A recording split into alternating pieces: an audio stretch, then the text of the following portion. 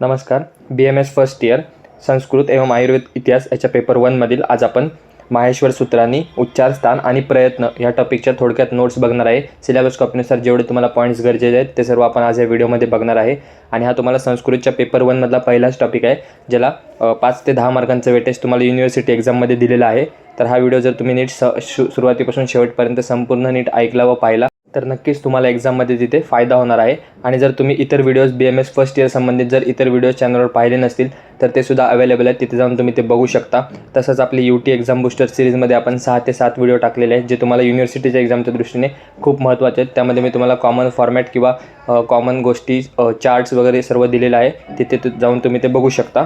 आणि जर तुम्ही टेलिग्राम चॅनल किंवा व्हॉट्सअप ग्रुप जॉईन केला नसेल तर त्या दोन्हीची लिंक या व्हिडिओच्या डिस्क्रिप्शनमध्ये दिलेली आहे, तिथे जाऊन तुम्ही ते जॉईन करून घ्या. तर NCISMच्या सिलेबस कॉपीनुसार संस्कृतच्या पेपर 1 मध्ये तुम्हाला माहेश्वर सूत्रांनी उच्चार, स्थान आणि त्यानंतर प्रयत्न हा टॉपिक 5 मार्कांचं वेटेज दिलेला आहे.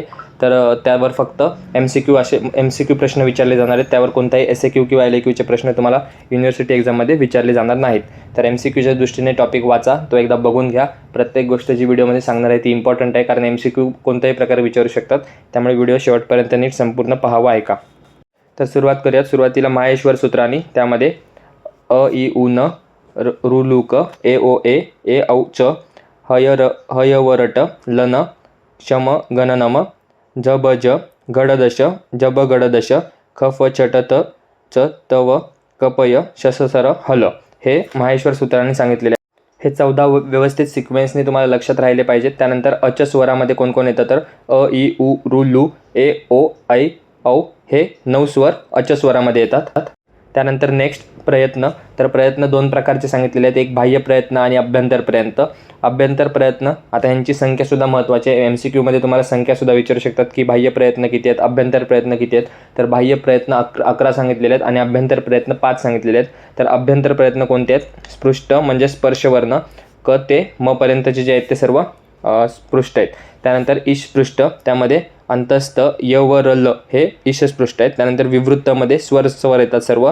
त्यानंतर ईश विवृत्तमध्ये उष्म श स स ह आणि संवृत्तमध्ये ऱ्हस्व अ.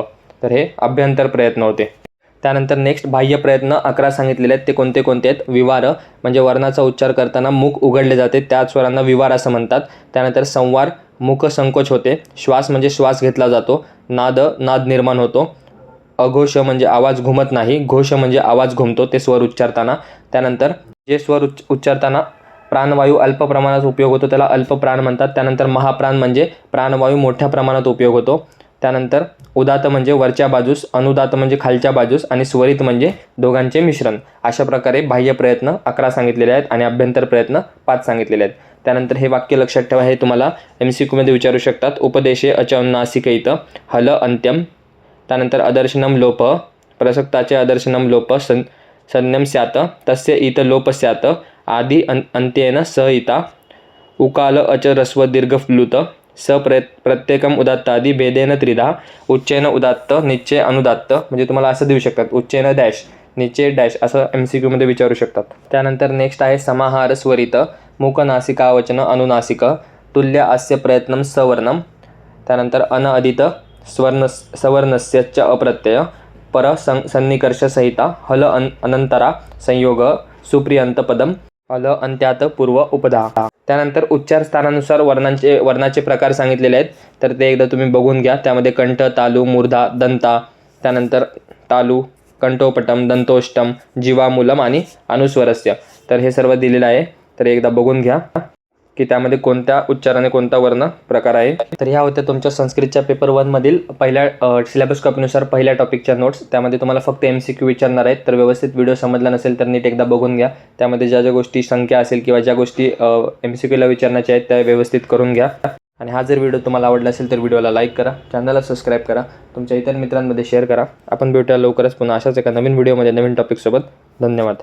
So guys, subscribe Ayurveda Essence for more such videos. You will get all handwritten notes here.